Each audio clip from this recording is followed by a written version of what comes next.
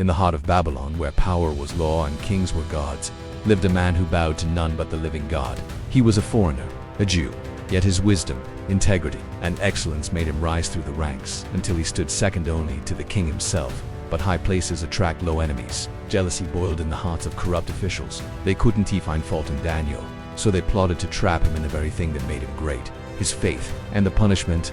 Death thrown into a den of lions. They tricked King Darius into signing a law. For 30 days, no one may pray to any god or man except the king. Daniel knew the law. He also knew his God, so he opened his window and prayed. The seal stabbed shut, and night fell, with lions waiting in the dark, not once, not in secret, but 3 times a day, just as he always had. And the trap was sprung. The king, heartbroken but bound by law, had Daniel thrown into the pit. The stone rolled over, but heaven had already sent an answer. Has your God, whom you serve continually, been able to rescue you?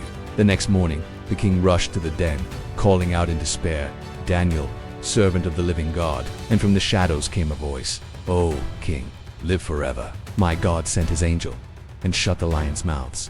Not a scratch on him, because faith still moves heaven. And even in the jaws of death, God is in control.